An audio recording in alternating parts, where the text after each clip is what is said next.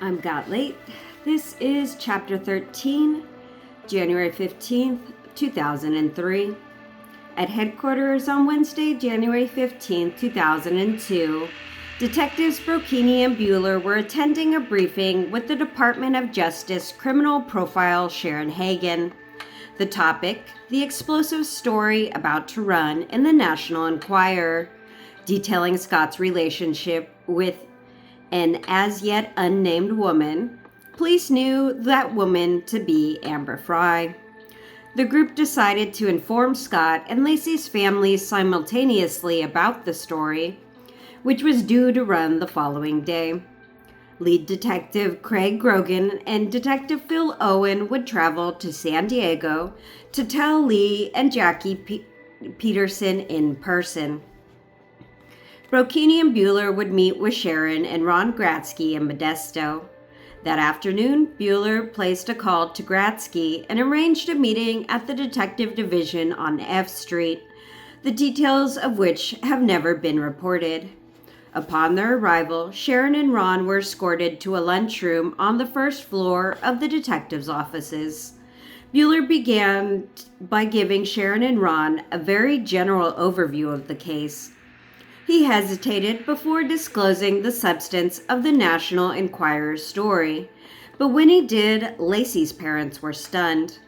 Bueller explained that the story was also expected to contain important information relating to physical evidence in the case. He didn't know how the tabloid had attained the details and cautioned them that the article might include some information the police were not aware of. The press has always been both a help and hindrance to law enforcement. Publicity about an investigation can bring witnesses forward.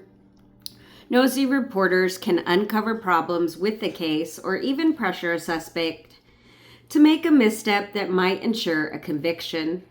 The limits placed on the police do not bind the media, so we journalists often push microphones into a suspect's face and offer the chance to give a different take on the story. As in the Peterson case, these interviews can become critical evidence at trial. Sometimes, however, this power can cause problems for the investigators. Evidence they would prefer to be kept under wraps is sometimes exposed, and suddenly they have to respond to our timetable and not their own. Obviously, Bueller was not prepared to break Amber's story to the families, but now he had no choice. Bueller admitted to Sharon and Ron that his team had known about Scott's relationship for about 2 weeks. He told them that Scott and Amber began dating in November and continued to see each other after Lacey's disappearance.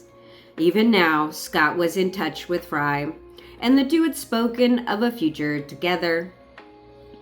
When she had confronted him about his marital status, Scott told her that he had lost his wife, and that matter was too difficult to speak about.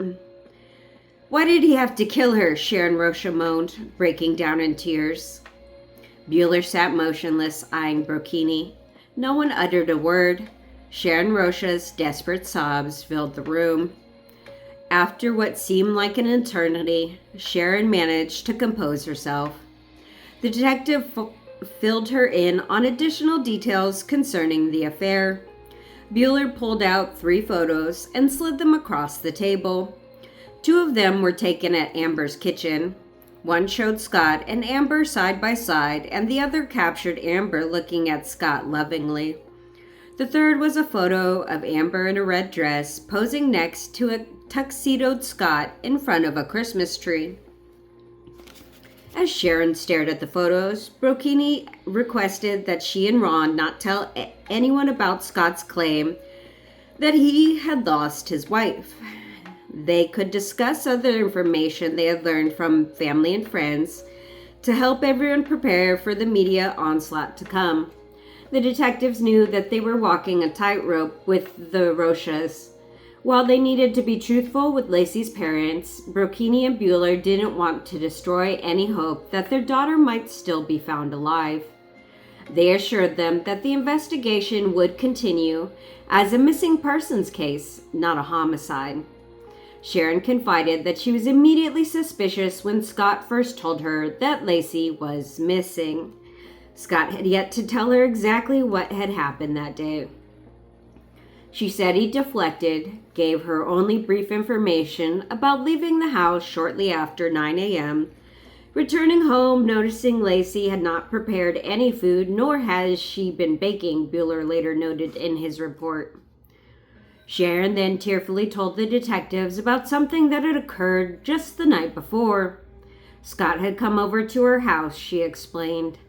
He was talking on a cell phone about Lacey's due date, and she overheard him state that the expected date for Connor's birth was February 16th. The conversation completely surprised Sharon, who knew the correct date to be February 10th. When she tried to confront Scott on this error, he brushed it off and walked away. In San Diego, Grogan dialed the Petersons. "Lee, I caught a flight today, and I'm down here in San Diego," Grogan told Scott's father. "There's something I want to talk to you about, and I think it might be upsetting to Jackie. I didn't want to just drop by. We haven't found Lacey or anything like that, but I was hoping that maybe I could meet with you for a few minutes, and then you could decide on how best to handle it with Jackie. Do you think that would work?" Yeah, I suppose. Can you tell me about it?" Lee inquired. The men arranged a meeting at Einstein Bros Bagels at Lomas and Santa Fe by the freeway. "What is this all about?" Lee Peterson asked the two detectives seated at the bagel shop. "When Scott came in with you a while back, I showed him a photo that was sent to us, and it's a photograph of him with another girl," Grogan started. "What?" Lee exclaimed. "And what circumstances?" "Well," Grogan said, pushing the photo across the table to Scott's father. "Well, how old are these? Who is this?" "We've talked to her. Those photographs were taken this Christmas, so it was taken in December." Stunned, Lee interrupted. "This Christmas?" "It was taken December 14th of this year," Grogan explained. "Where were they taken?" "She lives in the Fresno area, and it was on the day when Scott said he was meeting his boss in San Francisco," Grogan said. "How did you get these?" Lee asked. "Well, we talked to the girl and she gave us this photo," Grogan said. "This is a function that they went together. She sent out a photograph of her and Scott in some Christmas cards to other people. I don't know how many photos are out there, but my concern is that you and Jackie were going to see one of these in the paper. Now, I know you're probably thinking, can you believe me or not? And I am trying to put something over on you or something like that. All I can say to you, sir, is that I give you my word that those are the circumstances." Again, Lee Peterson interrupted. "Did she volunteer these or?" "Yeah, she had the photographs." "Does she know him as someone else?" Lee asked. Scott was telling her that he was not married to start with. They had been set up by a friend, a mutual friend. They carried on a relationship from about mid-November, and they haven't actually seen each other since Lacey's disappearance, but they have continued to talk over the phone. "Since Lacey's disappearance?" Lee repeated. "Yeah," Grogan replied. "I'm shocked," Lee told the detectives. "There's something very disturbing. It's one thing if it's just some relationship. I mean, people have affairs," Grogan said. "That doesn't necessarily mean anything, but..." "That's true," Lee interjected. "You know, I don't know if I should talk to you fellows anymore without talking to Kirk. You know, I'm a babe in the woods here. I don't know law enforcement or, lawyers or whatever. And I don't want to say something that can be taken out of context here or whatever. So I don't think I can talk to you anymore." "All right," Grogan agreed. "Well, just wanted you to understand this before it hits the press," Detective Owen added. "This is gonna hit the press?" Lee shot back. I don't know if these photos are going to be in it or not. My problem is that she sent photos to a lot of people, Grogan said. These photos? It's a photograph similar to that, and she sent it out in her Christmas cards, Grogan replied. And I don't want you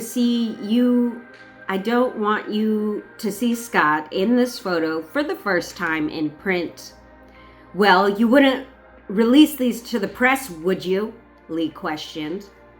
She was under the impression that her and Scott had a relationship and that she was proud of him, so she had been sending out Christmas cards to her friends, Detective Owens explained.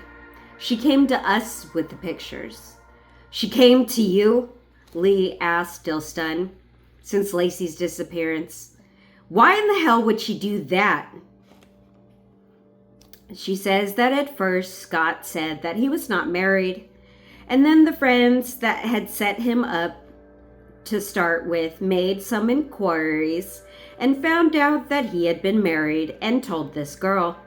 The girl then asked Scott about it. On December 9th, Scott told her that he had lost his wife. Grogan paused and looked at Lee Peterson. That concerns me. I don't know what I can tell you, Lee stated, clearly confused. She felt a little lied to because she found out Scott was married, Owen clarified. Well, what do you want from me? Lee asked the detectives. Why are you... Except to protect my wife and I, so we'll have prior knowledge of it. I understand that your job as Scott's father is to try and to protect him, Grogan comforted. Sure, Lee agreed. And I'm not trying to dissuade you from that, but I wanted you to know that these exist, that we didn't release them. This information is very concerning. If Scott told this girl that he had lost his wife weeks before Lacey disappeared, that sure isn't proof that my son was involved in this thing, Lee said, defending Scott. And I'll stake my life that my son was not involved in his wife's disappearance. I'm behind him, and I can understand someone having an affair. I mean, it's not a good thing, but I can understand. It seems to me that you weren't aware of this girl, Grogan stated. Are you aware of any others? No. Maybe this was at a party. Maybe Lacey was in attendance and they were taking funny pictures because I have pictures of them in Hawaii with mutual friends. No, Detective Owens interrupted. Why not? Couple of reasons, Owen began. One is that the photographs kind of speak for themselves, but the other thing too is that the girl in that photo has talked to us. I'm shocked, but I still don't think my son is involved in his wife's disappearance, Lee said. He may have had an affair, but the kid couldn't hurt a flea. I mean, he feels bad when he hurts your feelings. It's hard to interpret Lee's reactions in this conversation. He is certainly showing the protective instincts of a parent. His denial seems so strong that I'm sure he knew exactly what he was protecting. Did Lee Peterson ever really know his son? If we could hear out Scott, that would be fine with me, Grogan explained. But we're 2 weeks into this, and we're not able to do that. How about the forensics from the boat and the car? Lee asked. I will bet you that there's nothing there. The detectives explained that some of the items had been sent out for testing and the results were still pending. You guys gotta believe me, he's the least likely person to harm anyone, Lee repeated. He hasn't been real truthful with us, though, Owen told him. You mean about this? Lee asked. Oh, he's probably not going to volunteer something. But in a case like this, it would be better that he tell us up front. There are other things he hasn't been truthful about, so you kind of have to think. Can you tell me what those are? Lee asked. If I was under investigation and my wife disappeared, I don't think I'd be talking about an affair I had with some other woman. I doubt either of you fellows would either. If you know that you were innocent and all you had to do was wait things out and be exonerated, I doubt you'd be volunteering anything either. I understand that you had concerns right from the beginning, Grogan said. But I mean, if Scott wanted to be out from under the microscope on this thing, there's a lot of other things he could have done. I mean, we're in an adversarial position right now where I can't talk to him without his attorney. He's refusing to take the polygraph test. Everyone else in this investigation we've talked to has taken one. The key thing that bothers me and I want you to think about is him telling this girl and his wife that his wife was lost, and he's crying and upset in that conversation with this girl, Grogan advised. She had the impression that he was saying his wife had died. That is several days before, that's December 9th, before Lacey's disappearance, and that concerns me. Lee grew defensive. I don't know, maybe he was drinking or something. I don't understand that either. But my son did not hurt anybody. The other thing you need to know is that he felt an obligation to notify Lacey's family about this, Grogan said. For the rest of the conversation, Lee Peterson struggled to come up with an explanation for the photos. He seemed unwilling to believe that his son was actually involved in an affair. Never mind Lacey's disappearance. I want the truth, and I know the truth. Scott's not involved, Lee insisted.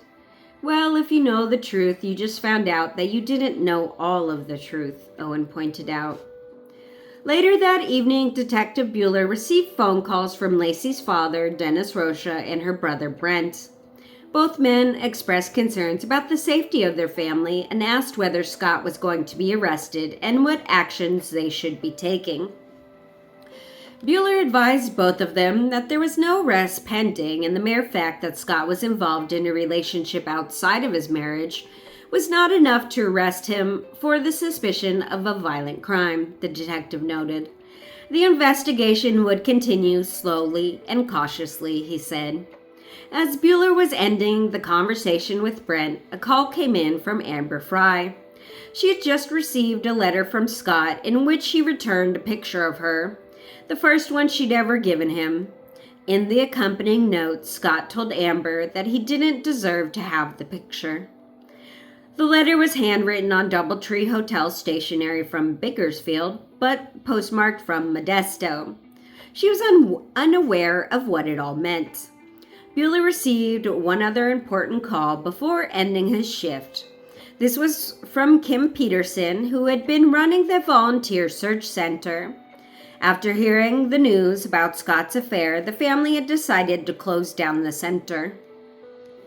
Peterson advised that it would be difficult for them to have this volunteer center continue to run with Scott being there in view of the circumstances and the knowledge that had come up, Bueller entered into his report. The family members were all on the belief that Scott had killed Lacey, now that they only hoped to recover her body and locate it. Kim also told Bueller that the volunteer fund account contained some $20,000. Sheriff Rocha was concerned that Scott might try to access this money for his own use. Indeed, the police later learned, despite his parents' contribution to his upkeep, Scott did inquire about using the center's funds to pay for his personal expenses. On January 16th, the long-awaited National Enquirer story hit the newsstands. Though the article did not identify Scott's girlfriend by name, it was accompanied by a photo of the two of them together. It also contained information about the potential incriminating evidence that police had gathered in the course of their investigation. Detective Craig Grogan' first order of business that morning was to call Sharon Rocha at her home on Mark Lee Way. As he had anticipated, she was distraught. Grogan asked Sharon if he could come over that morning with a recording device for her phone to capture any calls from Scott. Sharon agreed, and they arranged to meet at 10:30 a.m. As he pulled up in front of Sharon Rocha's house, Grogan got a call alerting him that Lee Peterson hadn't spoken with his son since the police had shown him the photos the previous day. This was puzzling, but father wouldn't call his son immediately under such circumstances. Was Lee afraid that Scott would just lie to him as he had done with everyone else? Like Jackie, Lee showed a consistent attitude throughout the investigation. Their son could do no wrong, but they would never confront him about the truth. The police concluded that the Petersons, on some level, must have suspected Scott complicit in his wife's disappearance. Grogan related the information to Bueller and then stepped out of the vehicle into the cool January air. Sharon Rocha answered the door looking exhausted. Brett and Amy Rocha were in the living room along with Ron Gradsky, Sharon's friend Sandy Pickard, and another unidentified woman. While Bueller remained in the living room, Grogan followed Sharon and Ron to the back bedroom. Lacey's parents outlined their reservations they'd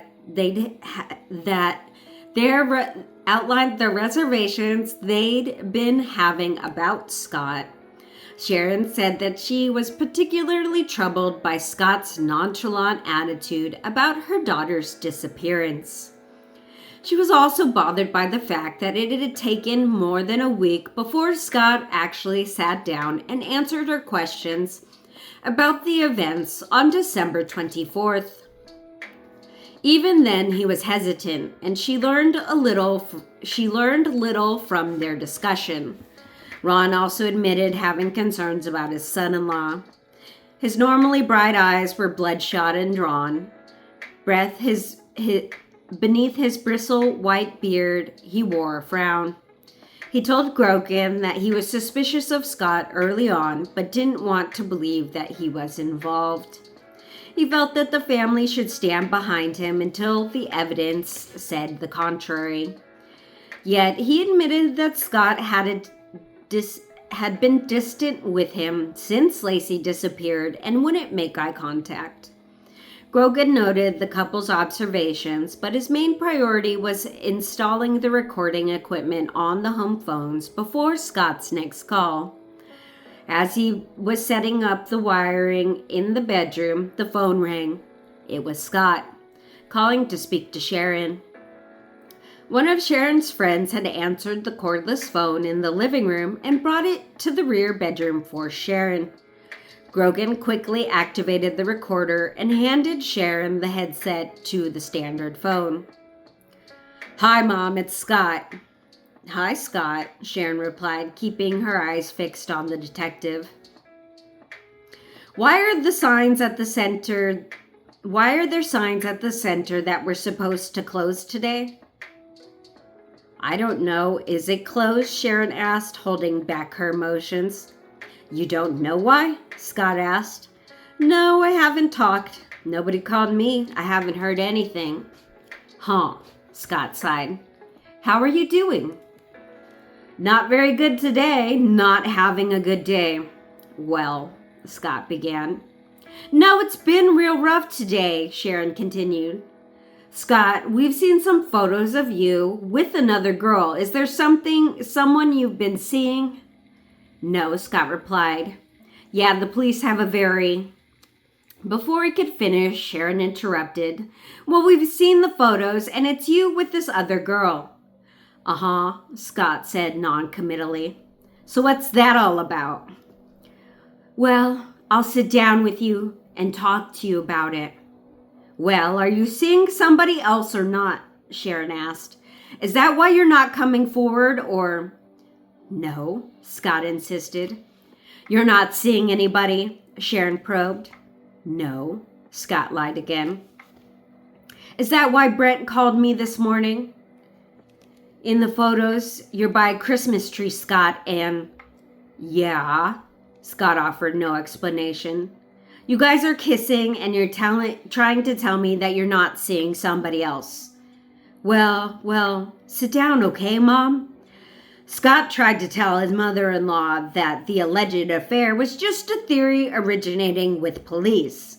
Even as Sharon described the photos, Scott continued to deny the obvious. "When are we going to sit down and talk?" Sharon demanded. "Well, I'll see you definitely today," Scott told her. "Are you coming over here?" "Yeah," Scott agreed. "No," Sharon shot back. And don't come over here, because that's not a good idea for you to come over here." When I first heard about this conversation, I wondered why Sharon did not corner Scott at the house and figuratively pummel him for information. On reflection, however, it's clear how useless that would have been. Scott was a consummate liar. Nothing Sharon might have done would change that. When Grogan emerged from the rear bedroom, he saw that Bueller was in the living room showing photographs of Scott and Amber to the group gathered there. As Lacey's family grappled with the devastating news, Scott was in the car, dialing Stacy Boyer's mother, Terry Western, who helped run the volunteer center. "Why is the center closed today, Terry?" Scott asked when she answered the call. Terry said that Kim Peterson had told her about the article in the National Enquirer, claiming that Scott had a girlfriend. She said that they were all devastated. "I know the police have this theory, and they've asked me a bunch of," Scott asked. "I hope to God it's not true," Terry replied. Scott let out a sigh. Poor Scott. Then thanked Terry for being straight with him. I wish that people would tell me about the fucking National Enquirer thing," he fumed. It was ironic. Scott was thanking Terry for her honesty, even as he lied to everyone else. In a later conversation with another friend from the volunteer center, Scott denied the affair. When the woman told him that she believed him, Scott didn't correct her. Concerned only about his image, he allowed her to end the conversation by writing off the allegations as the National Enquirer article. A little while later, Scott checked his voicemail. Jackie Peterson had phoned to suggest that Scott highlight Lacey's pregnancy on missing persons posters and on the Lacey Peterson website. Scott deleted the message before it was over, a gesture that wasn't lost on the officers. He then listened to a second message from the NBC reporter calling with questions about the reports of a girlfriend. "Yeah, right, bitch," Scott said before deleting that message too. The third message on Scott's voicemail was from Brett and Rosha. He'd finally gotten his hands on the Enquirer and advised Scott that they needed to talk about why these things were coming out into the press. Scott deleted this one too. As Scott erased his brother-in-law's message, Brett was calling again. This time, Scott answered. "Do you have a minute?" Brett asked. "What's up with the article?" Scott inquired. Brent described the Enquirer article, confirming that it included pictures of Scott with a woman. He mentioned the article's contention that Scott had taken out a hefty life insurance policy on Lacey and insinuated that this was his motive for murder. "Is it true?" Brett asked in a controlled voice. "No," Scott replied. "No life insurance policy?" Brett questioned. "I mean, we have one of those whole life policies, that is a retirement fund as well," Scott stated. "But the FBI has..." The call was lost. Brett tried to call back several more times, reaching Scott's voicemail each time. A few minutes later, Scott phoned him back. He told Brett that he had been trying to find the article but had been unsuccessful. "Well, apparently there are pictures of you and the girl together. So we know that's true, right?" "Yeah, there was an encounter," Scott admitted. "Knowing that, you can tell me about my sister to make me understand that you are telling the truth and that I can still support you?" Brett queried. You know how happy we were together, and that never changed or wavered, Scott replied. He insisted he had nothing to do with Lacey's disappearance. Brent asked if Scott thought that the girl had anything to do with Lacey going missing. She didn't, he defended her. She couldn't have. She didn't even know about Lacey. Scott's certainty on the score raises an interesting question. In truth, he barely knew Amber, yet after only 4 dates and a number of phone calls, he was sure that she had nothing to do with Lacey's disappearance. How could he be certain that his mistress had nothing to do with his wife's fate unless he knew the real story? Brent asked if Scott was happy about the baby coming. Absolutely, Scott assured him. They're out to nail you right now, Brent commented. Of course they are. Despite public suspicions to the contrary, police detectives aren't usually interested in arresting the wrong man. Yet today, police conspiracies are a common defense. O.J. Simpson's claim that the LAPD wanted to frame him was ludicrous, but it succeeded at trial. Maybe Scott thought that this tactic would work for him too. Brent told Scott that the family had been standing behind him, but now they were unsure of what to believe. He said that the article also mentioned spots of blood found on Scott's kitchen floor in his truck, as well as cement in his shop that was used for anchors or something. Scott acknowledged that he'd made a boat anchor with cement and that he had put some of the material on the driveway. He said that the police asked a lot of questions about the cement. The police already questioned you? Brent asked. Yes, Scott replied, though he added he never heard about the blood spots. He told Brent that he could look at the warrant that the police had served on his house, which itemized everything that was taken. Police took a sample of one suspected spot from an exterior door that tested negative for the presence of blood. Okay, Brett said. If that helps you know how unfactual this article is in lots of respects, Scott added. Hey, it's coming from the Inquirer, so who knows what this thing is saying?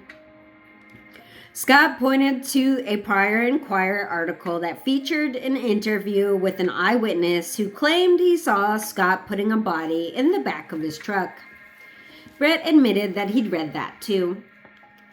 Scott said it was embarrassing and wrong that the paper talked about the encounter with this girl.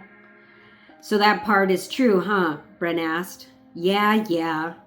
So you don't think she had anything to do with it? Brent asked a second time. You know, Lacey and I are happy together, Scott said. You know, every time I saw you together, I told you, Scott, the day after she left, she loved you so much, she totally adored you. Is there anything else like this person, this woman, that might throw us off or catch us off guard? You know, this was the only thing like that, Scott said. What do you think happened to her? Scott told his brother-in-law he believed that someone who knew Lacey's routine pulled over and grabbed her, or it could have happened down in the park. If Brent Rocha had been relatively even-tempered with Scott, Sharon Rocha was far more confrontational. Scott, this is Sharon. Are you there? Sharon said, adjusting the police department's headset. Scott, pick up the phone if you're there. I need to talk to you. Yeah, Scott replied. Where are you? Scott started to answer, but Sharon interrupted him. Well, since you've managed to lose all of my confidence in you, what I want to know is, where is my daughter at, Scott? I wish I knew. Mom, I wish I knew where she is. You do know, Sharon snapped. You do know where she is, and I want you to tell me, where is Lacey and her baby? Where did you put them? Where's my wife and our child? I don't know, Scott replied. You killed my daughter, didn't you? No, I didn't, Mom, Scott said. Yes, you did, Scott, and I want to know. Just let me bring my daughter home, okay? That's all I want. I don't want anything else from you. I want you to tell me where my daughter is. I want to bury my daughter. Now, would you tell me where she is, Scott? Scott spoke over his mother-in-law. Don't know where she is. I want my wife. Stop lying, Sharon insisted. I'm tired of your lies. You have looked me in the eye for weeks now, and you've been lying to me. You have looked me in the eye for years, and you've been lying to me. Now, where is she? I wish I knew, Scott said. You do know, she shot back. Stop lying. For once in your life, take some responsibility and tell the goddamn truth. Where is my daughter? I want her home, Mom. Shut up, Sharon commanded. Don't tell me such stupid things. You tell me where she is. Where did you put her? Sharon paused to catch her breath. Scott, tell me where she is. I'm sorry, Scott interrupted. But Sharon continued to rail. You can run away. You can go do whatever the fuck you want, but you tell me where my daughter is. I'm sorry, Scott started again. I have the right to know where you put Lacey, Sharon insisted. We all have the right to know where Lacey is. Quit lying to me, Sharon yelled into the receiver. Don't bullshit me. You know where she is. We all want her home. Shut up, Sharon demanded. You are such a fucking liar. You make me sick, Scott. Where is Lacey? I want to be able to bury my daughter, and now tell me what you did with her. I want her and our child home. Shut up, you're disgusting. Do you know that there's not a person in this town who wants to see your face? Now you tell me where she is, then you can get the hell out of here. Tell me where she is. I want my daughter, Scott. That's all I want from you. I don't care what happens to you. Scott tried to say something, but his mother-in-law continued to rage. Mom, we all want her back. Oh God, you're disgusting, Sharon retorted, and then turned to Ron. Do you have anything to say to him? She handed Ron the phone. If you got anything left in you, Scott, you better tell us where she is, Ron commanded. I wish I knew, Ron. We all want her back. No, Ron fumed. The police are going to be seeing you before long, Scott. And your world is crumbling. My world is done without Lacey and my child, Scott said. We all want her back, and I'm sorry that you guys feel I had something to do with this. But the only important thing is getting her back. Scott, I don't know how you can do this. Just keep saying, we've seen the pictures, Ron said. We've seen other things, so you're in trouble. We want her back. We all want her back, Scott said again. There's no question to that. We need to find her and Connor. Sharon shouted in the background. I know. Well, same thing. I want her back. I want her back too. I've had enough of this, Gratsky fumed. I don't want to talk to you anymore. You tell us where Lacey is. Ron angrily hung up. Consider this. How would you, an innocent person, react to such a hysterical accusation from your parents or your wife? Would you quietly protest your innocence or join Sharon in tears? Would you remain calm and deliberative as Scott did? Whenever a guest on my program tried to argue that everyone reacts differently to grief and loss, I wondered then, shall we eliminate all the great works of literature and illuminate the contours of universal human behavior? If we give up the belief in basic shared circumstances, motives, and behavior, psychology itself becomes a worthless field of study. I believe that Scott Peterson did consistently exhibit conduct of a classic sociopath. I was not surprised he proved unable to feel Sharon's grief, for he had none of his own. At 4:05, Scott dialed Brent. I don't know why I called you, he said, but I just got off the phone with Mom and Ron. Yeah, Brett asked. I can't lose any more of my family here, you know, Scott told his brother-in-law. Hey man, you know what? They think you did it, bud. They think, yeah, you know, the police are telling them it's you. You're upset. Yeah, Scott agreed.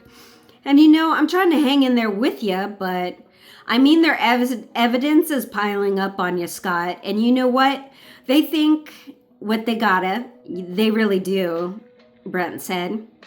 I didn't do anything, man, Scott insisted. To be honest with you, Brent said before interrupting a second time. Again, I don't know why I'm calling you, but Scott explained. I don't have anything to hide from you, Brent said.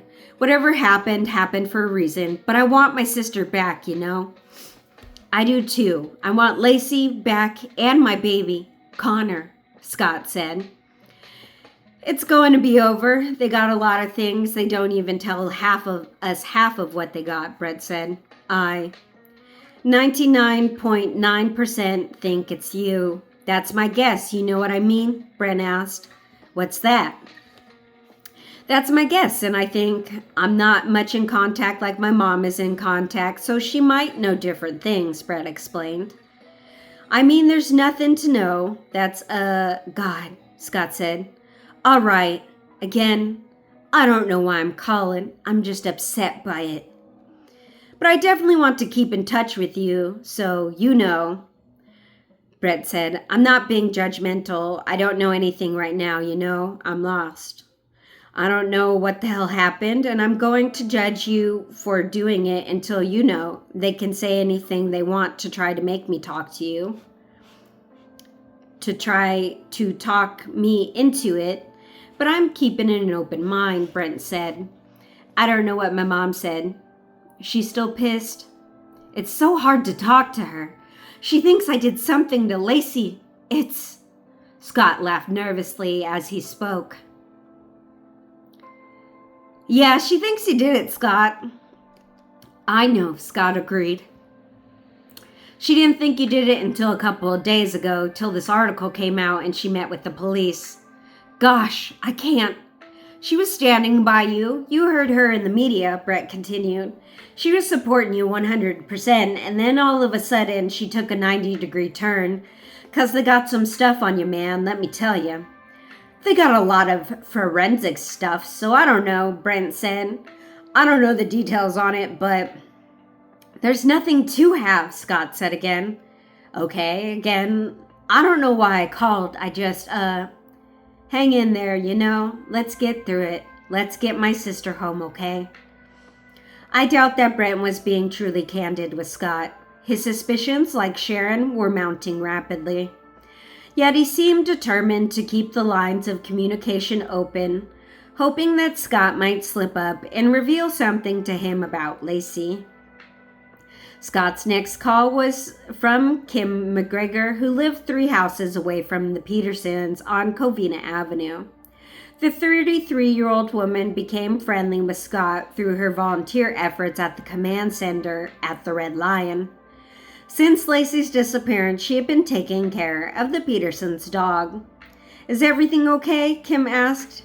No, nothing's right, Scott said. But thank you for taking care of Mackenzie. Kim agreed to keep Mackenzie while Scott headed to the Bay Area to distribute flyers and then down to LA to open up a volunteer center there. He told her he would probably be gone for about a week. When the two hung up, Kim dialed the Modesto police. Her call was transferred to Detective Bueller.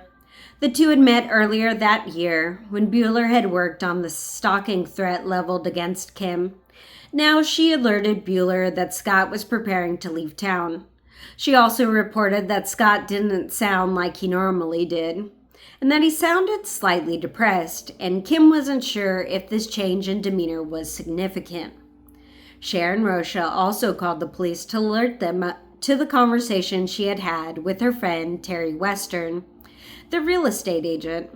Scott, she said, had approached Western at the Red Lion Hotel on January 14th to ask about selling his house. When the police followed up, they learned that Scott had broached the subject when he and Western were alone at the command center. She saw that Scott appeared to be crying, so she walked over to give him a hug. Scott told Western that he needed to sell the Covina Avenue house, explaining that he didn't want Lacey to come home to the same environment and this house. Western admitted that the statement seemed strange, but she paid little attention until she learned about the girl from Fresno the following day. Western said that another friend, Judy McKinney, had a similar encounter. McKinney recounted that several days earlier she had brought in